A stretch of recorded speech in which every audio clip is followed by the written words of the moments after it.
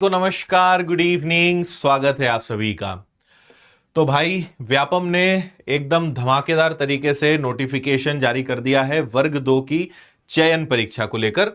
तो हमने यहाँ पे दो तीन चीजें लिखी हैं। सबसे पहले तो भाई अतिथि शिक्षकों का इस बार बहुत बढ़िया सिस्टम हो गया है ना। सिलेबस में कुछ धमाकेदार बदलाव आपको देखने को मिले हैं, क्योंकि सिलेबस को लेकर बहुत डाउट था कि पता नहीं क्या सिलेबस रहेगा, क्या चीजें होंगी। तो वो आपको देखने को मिलने वाला है। और बाकी सारी बातें करते हैं इस एग्जाम से रिलेटेड, क्या क्या होगा, क्या क्या चीजें रहेंगी। तो आइए करते हैं शुरुआत, है ना। तो वर्ग 2 माध्यमिक शिक्षक चयन परीक्षा नोटिफिकेशन, सिलेबस, वैकेंसीज, क्वालिफिकेशन, हर चीज जारी हो चुकी है। पूरा वीडियो सारी चीजों को एंड तक देखिए, सारी बातें आपको समझ में आएंगी। साइंस को लेकर एक बड़ा ही डाउट बना हुआ है स्टूडेंट्स के बीच में, उस पर भी हम बात करते हैं। तो देखिए, हमने पहले भी जब कैलेंडर की बात करी थी तो बाकी चीजें तो वही हैं कि 28 जनवरी से इसके फॉर्म भरने स्टार्ट होने हैं और ऑनलाइन आवेदन की अंतिम तिथि 11 फरवरी रहेगी। फिर संशोधन की भी तारीख आपको मिल जाएगी और 20 मार्च 2025 से इसकी एग्जाम स्टार्ट हो जाएगी। तो ये तो पहले से पता था, है ना। बाकी आपको अप्लाई करना है, फॉर्म भरना है। तो माध्यमिक शिक्षक के अगर विषय की बात करें, ठीक है, यहां पे आप एक चीज और समझिए कि टोटल जो वैकेंसीज हैं वो 7,929 है। स्कूल शिक्षा विभाग के 7,082 पद हैं और जनजाति विभाग के आपके 847 पद हैं। अब इसमें देखो दो चीजें हैं, मैं आपको अभी बस एक मोटा मोटा बता रहा हूं कि जैसे विषय में आप जाओगे तो विषय में दो चीजें हो जाएंगी, एक आपके अतिथि शिक्षक हो जाएंगे तो आपके एक गैर अतिथि शिक्षक हो जाएंगे। फिर ये दोनों ही दो दो भागों में बटे रहेंगे, क्योंकि अभी मध्य प्रदेश में 87 और 13% वाला मामला है। इसलिए जब आप पीडीएफ देखोगे तो आपको काफी सारे वहां पे पार्ट्स दिखेंगे। तो वो इसीलिए है क्योंकि पहले सभी वैकेंसीज को दो हिस्सों में बांटा। अतिथि शिक्षकों का इन्होंने ऐसा फिक्स रिजर्वेशन नहीं, रिजर्वेशन तो है लेकिन ऐसा नहीं दिया कि टोटल वैकेंसीज इतनी, उनको पहले ही दो भागों में बांट दिया। अतिथि शिक्षक को अलग कर दिया, गैर अतिथि को अलग कर दिया, फिर उसमें 87 और 13% को अलग कर दिया। तो ऐसे टोटल 7,929 पद हैं। स्कूल शिक्षा विभाग के 7,082, जनजातीय विभाग के जो हैं कार्य विभाग के आपके 847 है। तो शैक्षणिक और व्यावसायिक योग्यताएं तो 2018 का जो नियम है, ठीक है, इसको आगे बढ़ाते हैं।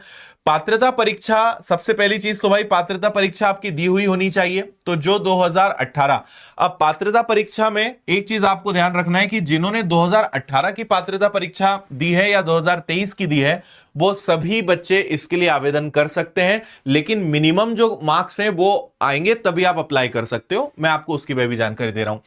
मेरी एक और आपसे रिक्वेस्ट है कि पहले पूरा सारी चीजों को समझ लीजिए, क्योंकि अभी मैं कमेंट नहीं देख पाऊंगा। पहले सुन लो, उसके बाद फिर हम बाकी सारी बातें करते हैं और आपके जो डाउट्स हैं कमेंट से उनको देख लेते हैं। पहले देख लें कि इसमें आया क्या क्या है, ठीक है। तो भाई ये तो कंपलसरी है कि आपने पात्रता परीक्षा दी हो और 2018 और 2023 दोनों वाले विद्यार्थियों के लिए मौका है।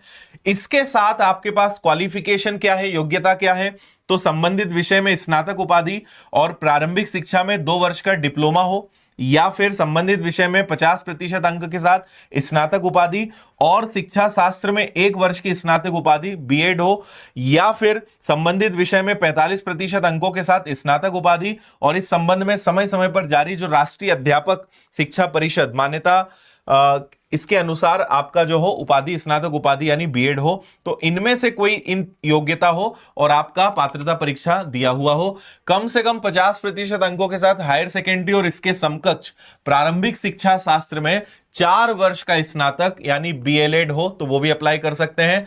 कम से कम 50% अंकों के साथ हायर सेकेंडरी संबंधित विषय में 4 वर्ष की स्नातक उपाधि यानी बीए बीएड या बीएससी बीएड या बीएड या बीएससी एड, इतनी सारी चीजें हैं। तो ये इनमें से कोई ना कोई अगर आप योग्यता को फुलफिल करते हैं तो आप अप्लाई कर पाओगे। सारी प्रोसेस एकदम ये रहेगी कि एक नए सिरे से कि आपको फॉर्म भरना है ना, योग्यताओं को पूरा करना है। फिर ऐसे ही खेल की अगर बात करते हैं तो माध्यमिक शिक्षक खेल, तो इसके टोटल 338 पद हैं। आप वीडियो को यहां पे रोक के पढ़ सकते हो। फिर गायन वादन वाले विद्यार्थी, प्राथमिक शिक्षक में खेल, प्राथमिक शिक्षक में संगीत गायन और वादन, ये सारी चीजें यहां पर है। प्राथमिक शिक्षक में नृत्य, ठीक है। फिर आपको इसके आगे में लेकर चलता हूं। अब यहां पे एज को देख लीजिए, मिनिमम 21 ईयर्स की एज है। एक और प्रश्न कई विद्यार्थियों का हो सकता है कि क्या अदर स्टेट वाले फॉर्म भर सकते हैं, तो उसका जवाब है हाँ, अदर स्टेट वाले भी इसका फॉर्म भर सकते हैं, है ना। 1 जनवरी 2024 के अनुसार इसका कैलकुलेशन किया जाएगा। पुरुष आवेदक अनारक्षित वर्ग, ठीक है, तो इनके लिए जो है अधिकतम आयु 40 है। अतिथि शिक्षक जिनके द्वारा न्यूनतम 3 शैक्षणिक सत्रों में और न्यूनतम 200 दिवस मध्य प्रदेश के शासकीय विद्यालयों में अतिथि शिक्षक के रूप में काम किया है, उनके लिए जो मैक्सिमम एज है वो 49 ईयर्स है। फिर मध्य प्रदेश की मूल स्थानीय निवासी महिलाओं के लिए 45 और उस कंडीशन के हिसाब से 54 की एज तक अप्लाई कर सकते हैं। पुरुष महिला मध्य प्रदेश शासन के निगम मंडल के कर्मचारियों के लिए 45 है ना। पुरुष और महिला मध्य प्रदेश के आरक्षित वर्ग, अनुसूचित जाति, अन्य पिछड़ा वर्ग 45 और अगर अतिथि शिक्षक के इन मापदंड को पूरा करते हैं तो 54। मूल स्थानीय निवासी दिव्यांगजन आवेदनों के लिए 45 हो जाएगा, ठीक है। और जो आउट ऑफ स्टेट है वो सामान्य वर्ग में काउंट होंगे, तो उनके लिए जो सामान्य नियम है वही रहेगा। आरक्षण पे हम पहले भी बात कर चुके हैं। महिलाओं के लिए जो इसमें 50% रहेगा, मध्य प्रदेश की महिलाओं के लिए 50%।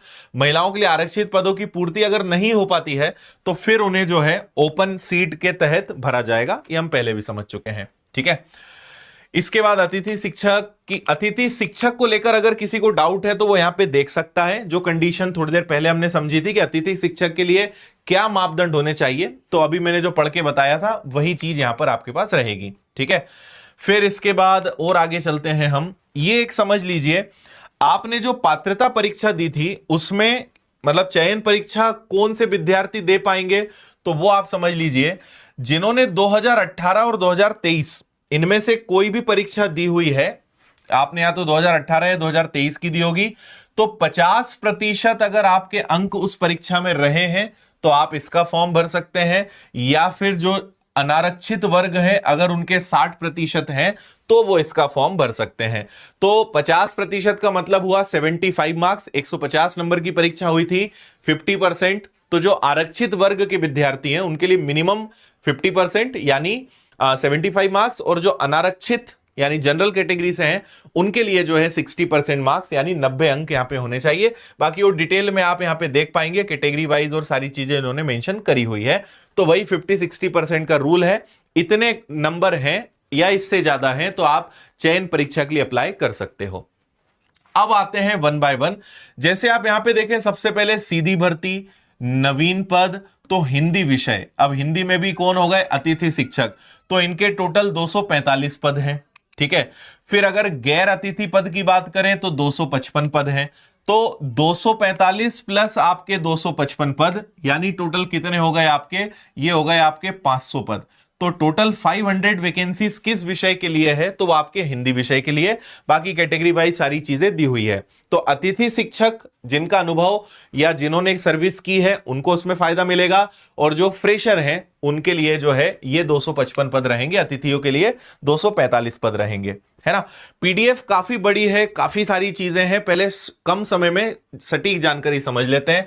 अंग्रेजी विषय को देखिए, 982 पद आपको देखने को मिलेंगे अतिथि शिक्षकों के लिए और 988 पद मिलेंगे आपको गैर अतिथियों के लिए। तो अंग्रेजी विषय में वैकेंसीज अच्छी आई हुई है इस बार। इसके बाद चलते हैं संस्कृत, तो 197 पद हैं और गैर अतिथियों के लिए 203 पद हैं। फिर आगे चलते हैं गणित, गणित में 731 पद हैं अतिथियों के लिए और 739 पद हैं गैर अतिथियों के लिए। और गणित में वैसे हर विषय में आपको थोड़ा सिलेबस को और सारी चीजों को हम समझेंगे, लेकिन गणित में अनएक्सपेक्टेड सिलेबस में चेंजेस आए हैं जो मैं आगे आपको बताने जा रहा हूं, है ना।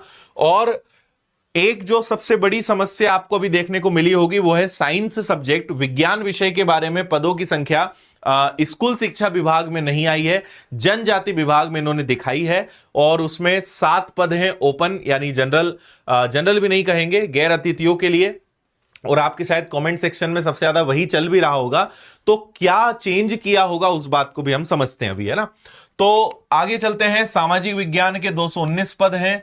इसके बाद सामाजिक विज्ञान गैर अतिथियों के लिए 226 पद हैं। फिर अंग्रेजी के अतिथि शिक्षक प्रवर्ग, अब ये फिर इसके बाद बैकलॉग है तो 188, तो बैकलॉग में भी काफी सारे हैं, है ना। और मध्य प्रदेश माध्यमिक शिक्षक सीधी भर्ती अंग्रेजी अतिथि शिक्षक प्रवर्ग। तो आप इन सबको अब मैं आगे बढ़ा के आपको लेके चलता हूं, सीधे हम सिलेबस पे चलते हैं, ठीक है। तो ये सब आपको इसमें आते हैं। अब देखिए जो सिलेबस था एक्सपेक्टेड था, जिसमें हम पहले भी बात कर रहे थे कि भाई क्या सिलेबस हो सकता है, और हम आपको एक ही चीज कह रहे थे कि क्योंकि हमें पता नहीं है कि किस प्रकार की चयन परीक्षा या क्या चेंजेस किए जा सकते हैं, तो हमने कहा था कि अपने विषय पर ही फोकस करिए, उसी को लेकर पढ़िए, और उसी को लेकर हमने क्लासेस भी दी, उसको लेकर बैच भी चलाए थे, सारी चीजें पूरी वैसी ही रही थी, है ना। तो यहां पर एक बात बिल्कुल तय हो चुकी है कि टोटल 100 नंबर का पेपर रहेगा, 100 अंक, हर प्रश्न 1 अंक का, और टोटल 100 क्वेश्चंस रहेंगे और बहुविकल्पीय यानी ऑब्जेक्टिव्स रहेंगे। सो हिंदी विषय का 100 नंबर का पेपर, अंग्रेजी का 100, संस्कृत, गणित, विज्ञान, सामाजिक विज्ञान, सबके आपके 100 नंबर के पेपर 9 से 12वीं स्तर के जो स्कूल स्तर का जो पाठ्यक्रम है उसके आधार पर रहेगा। हालांकि ये बोलने की बात है, आगे चलते हैं हम इसमें, है ना। अब देखो, इन्होंने लगभग जो मैंने देखा है कि सभी जो आपके सब्जेक्ट्स हैं उसको 20 यूनिट्स यानी 20 यूनिट्स में बांटा हुआ है। तो इसके लिए हमारे जो सब्जेक्ट स्पेशलिस्ट हैं आपको अलग अलग सब्जेक्ट पे अलग अलग वीडियो देंगे और वो लाइव आकर आपको जानकारी देंगे। अभी बस मोटी मोटी चीजें आप समझ लीजिए। तो हिंदी विषय में जो 20 इकाइयां हैं वो प्रॉपर आपको पूरी इन्होंने दी हुई है कि आपको क्या क्या पढ़ना है। अब सबसे बड़ा चिंता का जो विषय है ना, पता है वो क्या है कि आपके पास समय बहुत कम है। सिलेबस में चेंजेस हैं थोड़े बहुत यूनिट्स में या टॉपिक्स में, लेकिन अभी जनवरी आधा है और मार्च आधा, आप समझ लीजिए, यानी 2 महीने के आसपास का समय है, और इसमें इस बदलाव और सारी चीजों को मैनेज करते हुए आपको पढ़ना है, जो एक बहुत बड़ा टास्क रहने वाला है। तो ये हिंदी की 20 यूनिट्स है। फिर इसके बाद अगर आगे चलते हैं तो इंग्लिश में भी पूरा दिया हुआ है, संस्कृत में आपको पूरा दिया हुआ है, और पीडीएफ से आपको देखना पड़ेगा। हमने पीडीएफ विनर्स के टेलीग्राम और हर जगह अपलोड करवा दिया है, तो आप उससे देख लीजिएगा, है ना। फिर इसके आगे आपको लेकर चलते हैं, ये आपका जीव विज्ञान हो गया। जीव विज्ञान के बाद भौतिक विज्ञान, रसायन विज्ञान। अब देखिए गणित, जैसे गणित है तो गणित में संख्या पद्धति, बहुपद, रेखाएं और कोण आ गया। इसके बाद हीरोन का सूत्र आ गया, त्रिकोणमिति, सम्मिश्र संख्याएं, निर्देशांक ज्यामिति, सांख्यिकी, प्रायिकता और सीमा अवकलन, सदिश राशि, अदिश राशि, ज्यामिति हो गई। अब यहां पर जो सबसे ज्यादा अनएक्सपेक्टेड था मैथ्स के विद्यार्थियों के लिए वो ये कि मैथ्स के सिलेबस में साइंस आ गया। मैथ्स में टोटल 20 यूनिट होनी चाहिए, तो 10 यूनिट तक तो मैथ्स के चैप्टर है, लेकिन 11वीं यूनिट से भौतिक विज्ञान आ गया। तो इसका जो हमने अनुमान लगाया है वो ये कि शायद, क्योंकि एक तो विज्ञान विषय की अलग से वैकेंसीज नहीं है और मैथ्स के पदों की संख्या भी ज्यादा आई है, तो हो सकता है, अब देखो 2 संभावना यहां पे बन सकती हैं। पहली ये कि शायद गणित और विज्ञान को इन्होंने एक कर दिया, कि गणित के शिक्षक से हम विज्ञान भी लगवा सकते हैं या विज्ञान वाले से गणित, लेकिन ये काफी मतलब एक वो हो जाएगा कि यार गणित वाले को अब पूरा विज्ञान कवर करना है और वो भी आने वाले 2 महीनों में, और गणित वाले का विज्ञान का बैकग्राउंड अच्छा हो ये भी जरूरी नहीं है, या विज्ञान का गणित अच्छा हो ये भी जरूरी नहीं है। लेकिन यहां पर यही है। या दूसरी बात फिर ये हो सकती है कि किसी प्रकार की नोटिफिकेशन में अगर चूक हुई है तो वो अपडेट होकर आए। हालांकि मुझे इसकी संभावना कम लग रही है, क्योंकि गणित के सब्जेक्ट में साइंस का सिलेबस डालना एक मतलब अभी इस पे और समझना, सोचना पड़ जाएगा कि ये क्यों ऐसा किया है। तो भौतिक विज्ञान का बल, द्रव्य, विद्युत, प्रकाश, इलेक्ट्रॉनिक्स, ये सारा आ गया। फिर रसायन विज्ञान आ गया, तो पदार्थ की अवस्थाएं, तत्वों का वर्गीकरण, विलयन, कार्बनिक रसायन और पर्यावरण, दैनिक जीवन में रसायन, तो यानी फिजिक्स और केमिस्ट्री जो है वो मैथ्स के अंदर डाल दिया है। क्लियर है? सही है। तो शायद ये एक कारण हो सकता है कि इन्होंने साइंस को इसके अंदर पूरा इंक्लूड कर दिया है। फिर इसके आगे अगर आपको लेकर चले तो सारे सब्जेक्ट्स का सिलेबस और सारी चीजें यहां पर होती हैं, है ना। अब यहां पर क्योंकि अभी नोटिफिकेशन आए 1 घंटा हुआ है, अभी जैसी नोटिफिकेशन को पहले लुक में और सारी चीजों में हमने देखा है, अभी एज इट इज मैंने वो प्रेजेंट करा है। अभी मैं सभी टीचर सभी टीम जो है अभी इसको और ज्यादा डिटेल में थोड़ा सा देखेंगे कि भाई कहीं कोई ऐसी चीज तो नहीं लिखी हुई है जो हम ध्यान नहीं दे पाए हो, कोई ऐसा पॉइंट तो नहीं है जो इन्होंने इस बार और कुछ ऐसा हो जिस पे ध्यान न गया हो। तो अभी उन चीजों को समझ के फिर आपको और इसके बारे में अपडेट देंगे और ज्यादा इसके बारे में आपको जानकारी हम देंगे, ठीक है। लेकिन यहां पे निश्चित रूप से यार मतलब स्थिति ऐसी बन रही है कि बच्चा किन किन चीजों के लिए लड़ेगा। एक तो आप एकदम पहले से सिलेबस पता नहीं होता है, एकदम अचानक से नोटिफिकेशन आता है, फिर जब आप अगर किसी प्रकार का चेंज कर रहे हो तो बच्चे को तैयारी के लिए वो समय मिलना चाहिए, तो 2 महीने का ही समय यहां पर है। अब कैसे कोई, और ये गणित है, क्योंकि गणित विषय का जो ज्ञान है वो मुझे है, तो गणित के सिलेबस को मैं समझ पा रहा हूं। अभी बाकी सब्जेक्ट्स के सिलेबस में भी क्या कोई मेजर चेंजेस है, क्या चीजें, तो वो हमारे टीचर्स आपको बताएंगे। लेकिन अगर सिलेबस चेंज होता है या किसी प्रकार का बदलाव होता है तो स्टूडेंट्स को इतना टाइम मिलना चाहिए कि वो उस बदलाव को लेकर तैयारी कर पाए, और ये हमेशा व्यापम की या ईएसबी की एक बहुत बड़ी कमी है। क्योंकि जो भी परीक्षाएं होती है 1 से 1.5 महीने में नोटिफिकेशन आके एग्जाम ले लेते हैं, तो एक तो 4-4 5-5 साल इंतजार करो या उससे ज्यादा, और उसके बाद जब आता है तो इतना कम समय कि बस आपको अब उसके लिए तैयारी करनी है। तो ये वास्तव में मतलब बच्चा किन किन चीजों के लिए परेशान हो, किन किन चीजों के लिए लड़ाई लड़े, ये बड़ा ही मतलब निराशाजनक मुद्दा है। हां, साइंस के साथ निश्चित रूप से बहुत गलत हुआ है अगर ये नोटिफिकेशन इस प्रकार का रहता है। तो अतिथि शिक्षक वाले कुल कितने पदों पर फाइट करेंगे, सिर्फ अतिथि के पदों पर या गैर पर भी? अतिथि शिक्षकों का उनका अलग बना दिया है, गैर अतिथि का अलग बना दिया है, तो दोनों को सेपरेट कर दिया है ना? यस, क्वालिफिकेशन, एज और इन सब चीजों की जानकारी मैं पहले दे चुका हूं, तो जो लोग लेट जुड़े हैं इस वीडियो को थोड़ा बैक कर लीजिएगा, आपको पूरी इंफॉर्मेशन मिल जाएगी। ठीक है, बाकी जैसा मैंने कहा कि चीजों को हम थोड़ा और समझते हैं और उसके बाद फिर आपको और डिटेल्ड इंफॉर्मेशन देंगे कि भाई साइंस का फाइनली क्या होने जा रहा है, या क्या इस नोटिफिकेशन में और कोई छुपी हुई चीज है, उसको देखकर समझेंगे। लेकिन लगभग 99% जो करेक्ट इंफॉर्मेशन है वो मैं आपको पूरी इस नोटिफिकेशन की निकाल कर दे चुका हूं।